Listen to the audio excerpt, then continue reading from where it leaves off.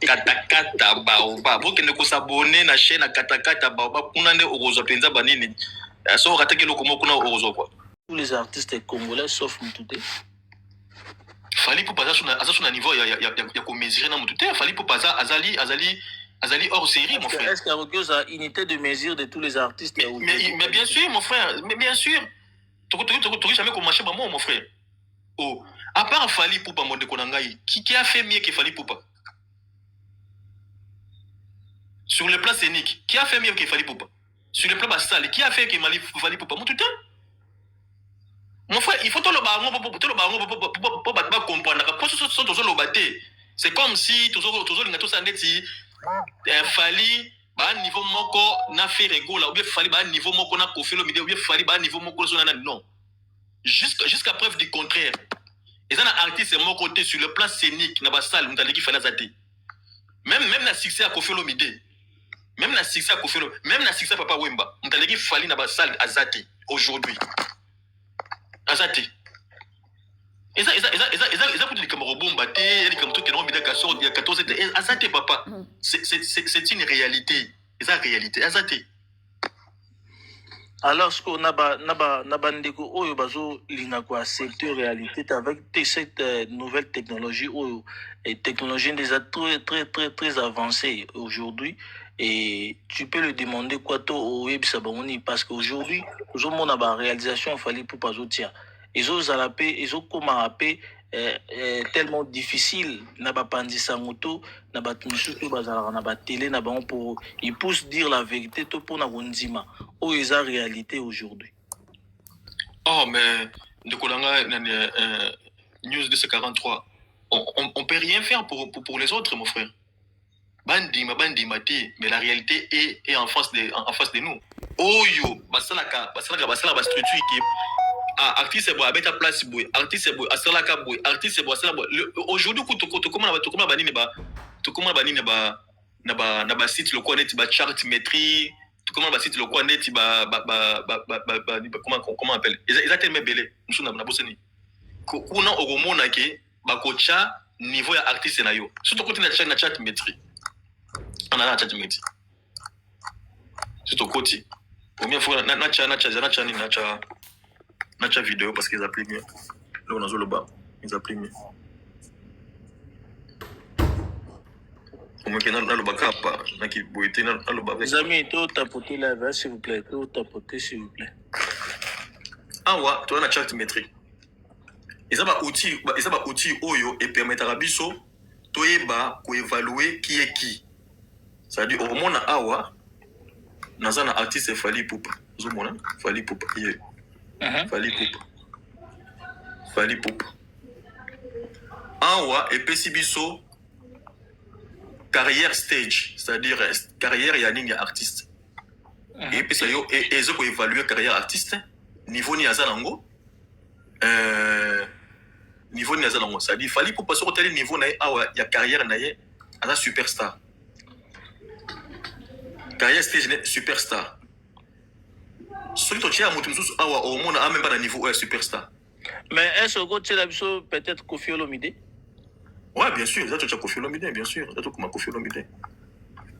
Koffi Olomide. Koffi. Excuse. Les amis, tout a poté à Bandon. Koffi Olomide.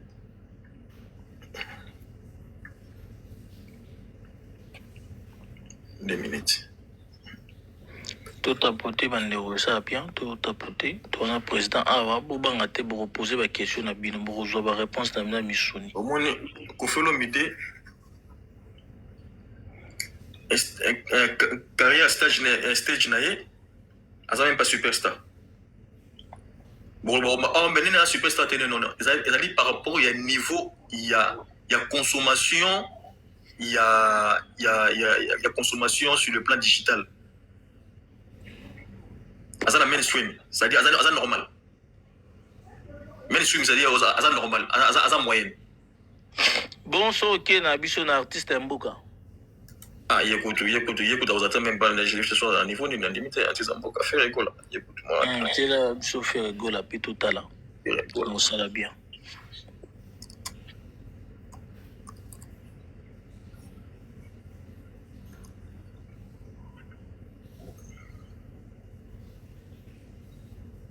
faire école. Azaka toujours makambo compliqué. So ba certifié belé on a ba tu comprends moi ça dit tala mode certifié belé tout monde compliqué ça certifié on sous ça na pour les certifié na seguna so je ne sais même pas que na certifié zona aux certifié wana comment tout le monde va compliqué quoi artiste Oza yété. Non certifié. Oui.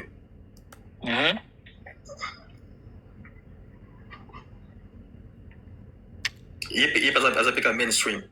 Tu vois. Et même lignée na Kofi. Même lignée na Kofi Olomide. Vous comprenez? C'est-à-dire, un artiste na biso on t'a superstar sur le plan digital il a fallu pour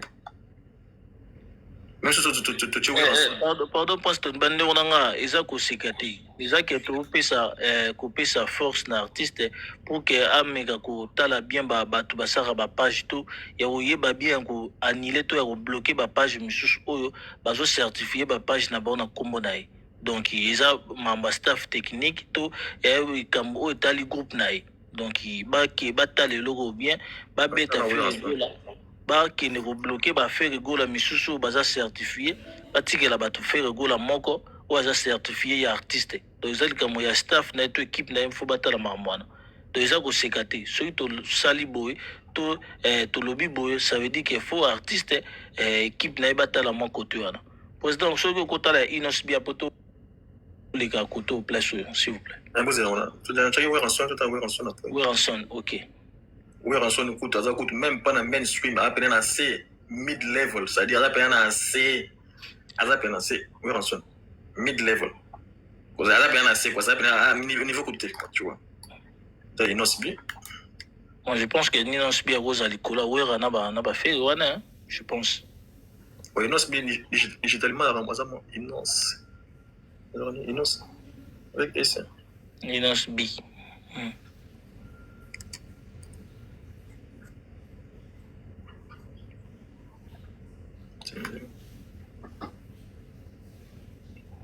on a featuring na Ferry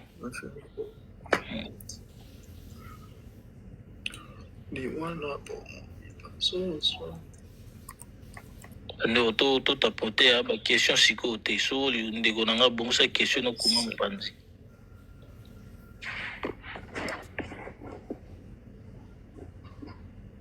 ils ont bimaté là nous avons qu'on n'a pas fallu nous avons fallu pour nous avons pas fallu dans classement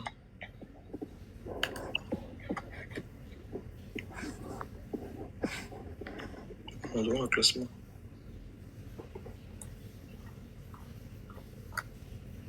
ni wana bomo swana j'aime écouter ngana mtu pourquoi je ne comprends pas